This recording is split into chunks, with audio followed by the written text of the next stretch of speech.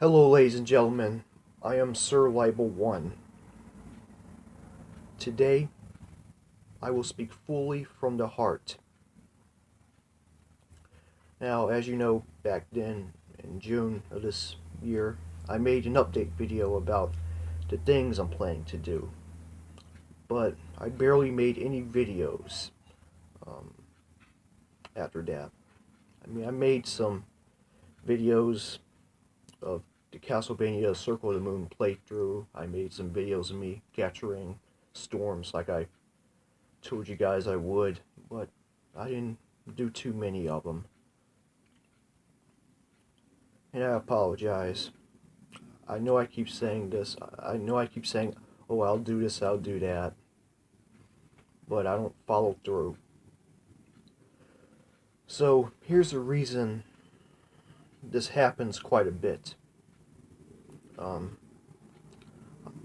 I am going through depression, and also I go through anxiety.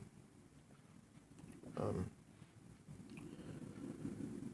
don't think I've told you this before, but I have suffered panic attacks in the past. My first panic attack was back in 2010. It was senior year in high school. It was, I think the day was November 11th of 2010. It was a Monday. And before class, I had a panic attack. I don't know why or how I did. I was feeling a little, it was teenage stuff. And then when class started, I had another one, and I had to rush to the nurse's office.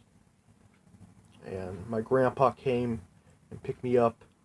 I remember I was in the car, I was still very panicky, and I was just yelling because I didn't know what was wrong with me. And the next night, I had another one. And I was just praying to God to take this feeling away from me. I was asking myself, what was I doing? What did I do to deserve that?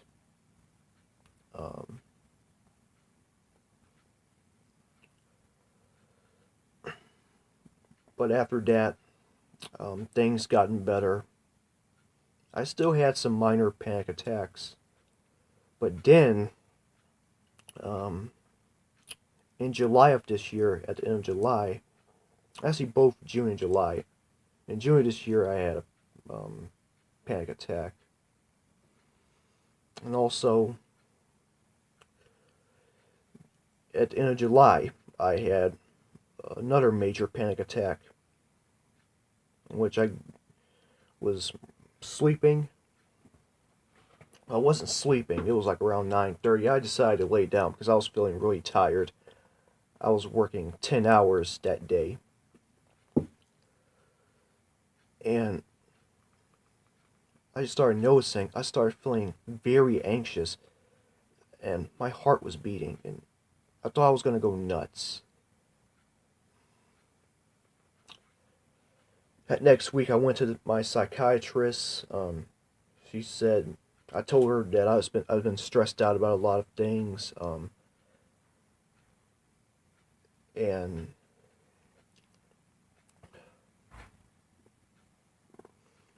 anyways, ever since then, I haven't had an anxiety attack. Thank goodness.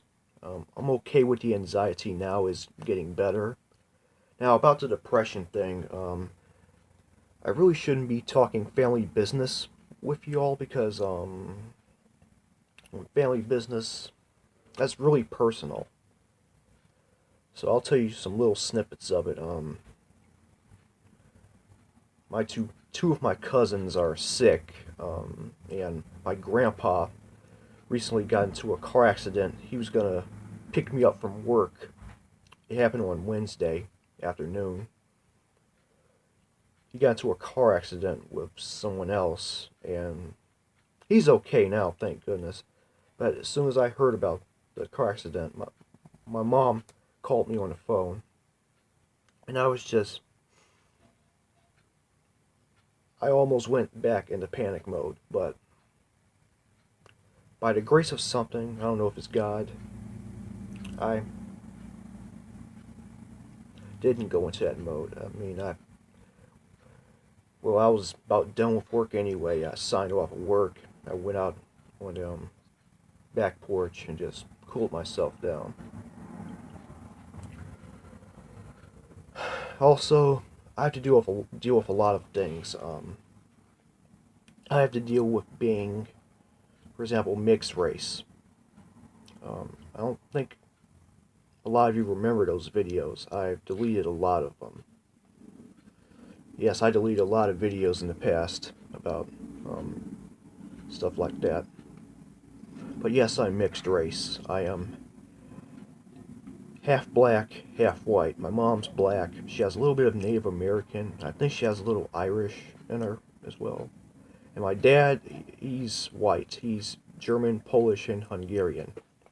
Now, to tell you the truth, um, it, it's really hard being mixed race in a world in a world that's divided. You know, especially the United States of America. You know, you have all this violence and hatred towards black people and minorities and stuff. And also, you got quite a bit of black people and other minorities attacking white people as well. Um, and it's just sad. Why can't humans get along with each other? Why do we have to put the color of our skin before anything else?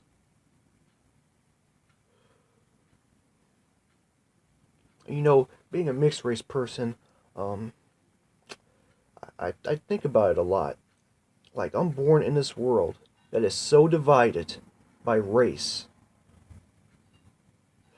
I mean, the white people are for sure not going to accept you because of your half black heritage, and the black people, some in some cases, will accuse you of looking not looking too much like a black person or acting too so-called white.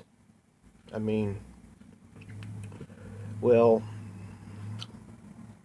I grew up and I still live in a predominantly black neighborhood or town, and I've been made fun of a lot because of the way I talk, because of what type of music I listen to, and stuff. Like, I got a lot of flack for being half white and um, neighborhood that's mostly black, and there's not a lot of mixed race people or white people. Yes, the world still considers me to be, well, America um, in particular considers mixed race people to be black. Well, if you're half black or part black or whatever, because but I see myself personally as mixed race because that's what I am. I'm neither one or the other. I am a mixture of the two, and I'm proud of both my black side and my white side, and I don't care what anyone says. Okay, being mixed race shouldn't have to be hard. It shouldn't have to be something miserable. That's what it feels like sometimes because this country is so freaking divided. And it makes me upset.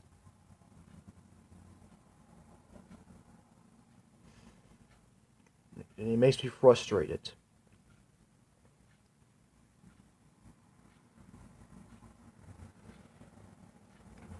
Also, I don't have a lot of friends. Yeah, that's another thing. I'm a really shy person. Well, I'm not really shy, but I am kind of shy. I don't do very well with making friends. I think some of that probably has to do with my high functioning autism, but I usually stay to myself quite a bit. I do want to learn how to make friends. Because we all need friends. We don't. It's nothing wrong with being alone, but you still should have someone to hang out with, to talk with, and people you can sort of relate to. It's very healthy for you to have friends. I have a couple of them, but not much of them. They're usually at school. I mean, I don't get to see them outside of school. I mean, I have one friend who's a female. I haven't seen her in like 2 years. She still goes to the same school I go to. I just don't get to see her because she goes to school on different days than I do. And we don't get to see each other. But we do talk sometimes on the phone, though. Um,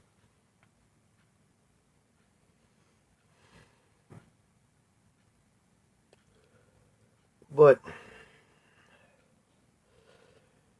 any, in anyways, I'm just telling both you, ladies and gentlemen, if you're depressed or anxious, just hang in there. Everything is going to be okay. I can promise you that. Pain does not last forever. Okay? The best way you can fight through anxiety and depression is there's a lot of things you can do. You can talk to someone like a counselor, a therapist, a minister, um, just anyone you feel is going to understand you and listen to you. Because I tell you, depression and stuff of that nature is not really taken that seriously in this world. I mean, there's a lot of people who don't understand. And when you're depressed, there's a lot of people who they kind of criticize you and judge you for it, like saying, "Oh, you're just being selfish. You're prideful. Buck up." That's not what you do to someone who is depressed or anxious. Okay.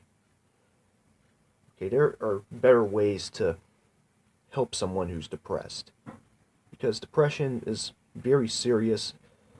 Um, it can lead to doing a lot of harmful things to people and also yourself, and eventually it can lead to suicide. And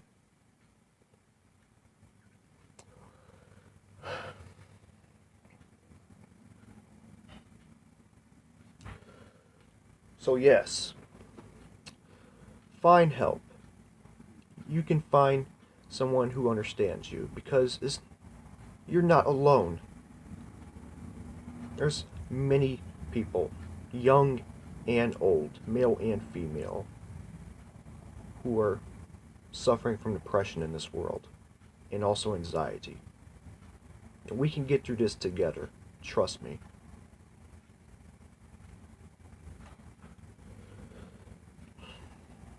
Anyways, as for my new videos coming up, I might do some more Let's Plays, and I might start doing some Google Hangouts. I do have some friends on the internet I talk to. Maybe one night we'll. And I have a good friend on the internet who has autism like I do. Her name is Hannah Riedel. Um, she's very awesome, and maybe one night me and her will be on Google Hangouts talking to you guys about our experiences with autism. But anyways, I care about all of you. I love you all. And just hang in there. Because there's light at the end of the tunnel.